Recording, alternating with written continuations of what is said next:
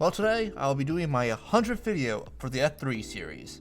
Well, if you don't count the Sleepy Princess review that's currently stuck in YouTube jail. Still not over that. Probably should do something about that, maybe redo the review or something, but that's a bridge for another day.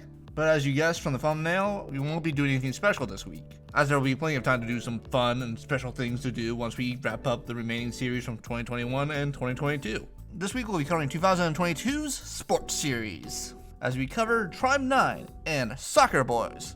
Oh, my bad, for a second I forgot this is a non-American series, so the correct title would be Football Boys. No?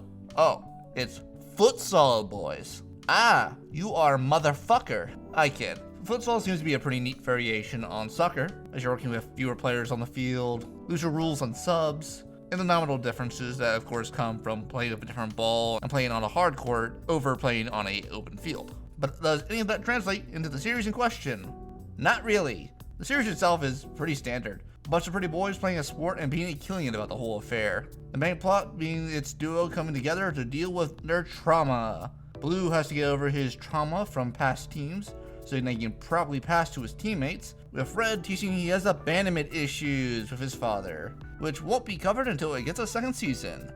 But I don't really see anything special in this series. The side characters are meh, the other teams are mostly bland, and I feel the whole issue of trusting teammates was drawn out.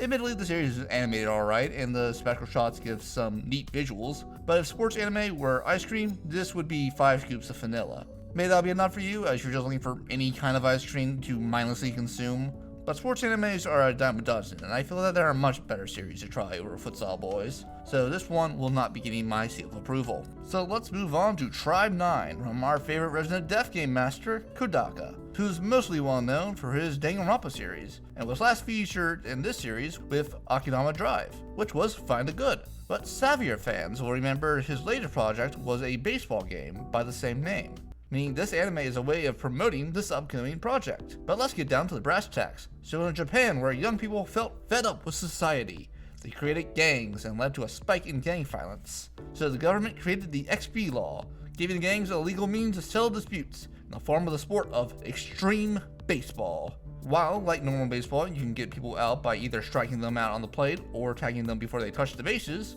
the big difference is that most of the other rules have been nixed. Additionally, you are encouraged to not simply tag them out, but instead slug them in their stupid jaw, as well as the fields that the teams play on being greatly expanded, even covering different parts of the city, meaning that the series can be rather creative with its base placement and the variety of locations for its players to be at. But here's the key issue. By simplifying the rules to such a degree, we remove a lot of the nuance and strategies that go to the sport. Again, I don't know a lot about baseball, but there had to be something you could focus on to go with the extreme violence. So that's a bit of a waste. But if you're using that choice to focus on characters and story, I guess I could see a reason to do that choice. So I guess I should talk about that. So our main two are Haru and Taiga. Haru has no confidence, but has some skill that, if refined, could lead to him being a top player. While Taiga, who is basically just the mega evolved version of Leon Kuwata from Danganronpa, except turn his hyperfixation of music into baseball and make his master skill be fishing. Then give him a transfusion of enough Guinness that he starts speaking with an Irish accent, and you have Taiga. But Taiga, who has a lot of confidence, lacks the skill to really keep up with the top level of play, but simply refuses to give up. But these two coincidentally joined the current strongest team, only for the Royals to create their own team to destroy all other teams, and return extreme baseball to its violent roots. Why would they want to do this? Good question. Wish the series would give one, but Shun dies due to an illness, and now, without their ace, the team has to work its way back to be able to take down the evil team, led by their violent ace, who seems to have a history with a mysterious player who joins the new team in the hopes of coaching them to the point where they can challenge the villains. But here's a big issue.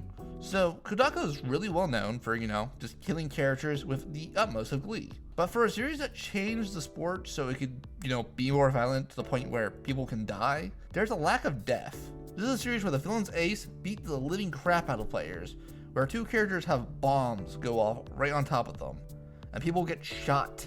But I can count the number of named characters that actually die on 2 fingers.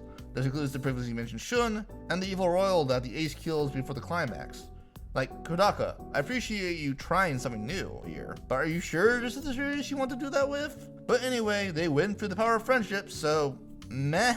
So, who would really enjoy this series?